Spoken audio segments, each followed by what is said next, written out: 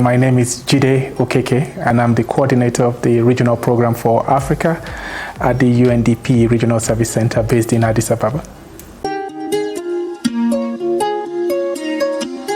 Well, my role is a maze. There are quite a lot of activities, but I can just summarize them in three ways. The first is that I oversee 42 regional projects, so ensuring that we are meeting targets and we are adhering to the standards that have been set in respective project documents and initiation plans.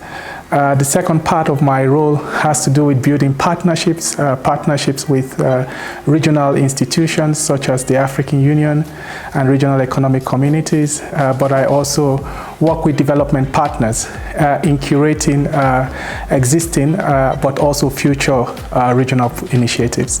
The last aspect of my role is a bit more adaptive because of course there are increasing or unexpected demands from both Addis Ababa and of course the teams in New York, so we always have to adapt and respond to those sort of requests, ranging from writing talking points to, of course, engaging in late night meetings and other activities that you might not necessarily find to be so pleasant.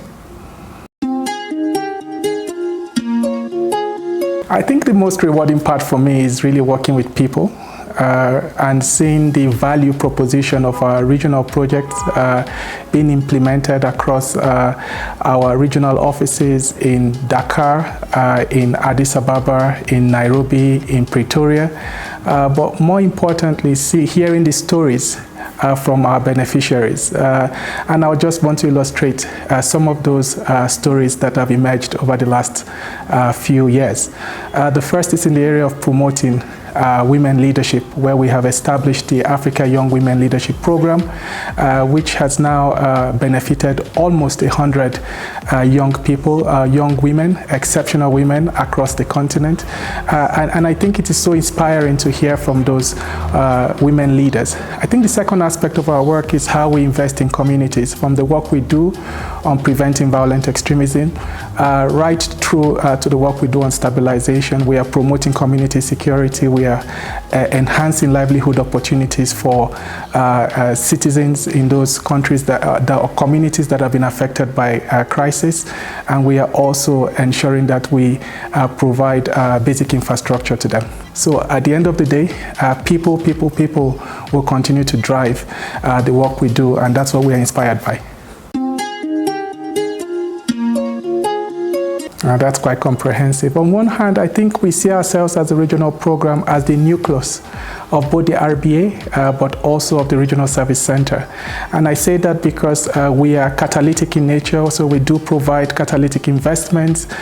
We do identify new opportunities that could be scaled. And by investing in those opportunities, we can demonstrate proof of concept. The other aspect of our work within the broader of course, the broader environment of both the RSCA and the RBA is that we provide thought leadership. Over the last few years, we've done some remarkable work around analysis of emerging trends, from preventing violent extremism to the recent resurgence of military coups.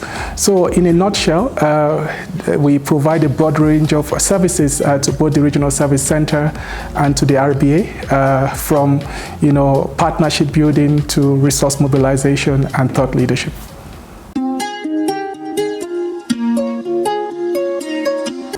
I think my primary message to leaders, to citizens of Africa, is that if we do invest in education, we truly can transform our continent.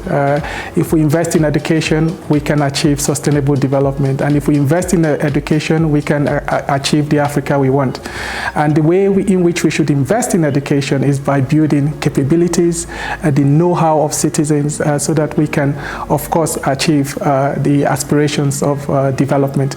And I say this because there is evidence to demonstrate that education matters for development. If you look at at some of the countries that have done so well in terms of their advancement to economic prosperity, they are united by the fact that their citizens are generally more capable, and those citizens are the ones driving development.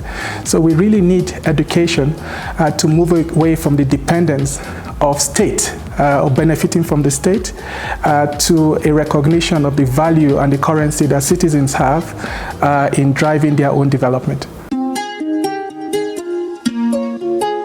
I think without partnership, we would not exist. No single actor can address, the multiple challenges that we have on the continent. And I think by building partnership at the subnational level, at the national level, at the regional level, and at the broader global level, we can collectively make advancement towards sustainable development. And I think this is really very valuable, and that is why we work with community leaders at the subnational level.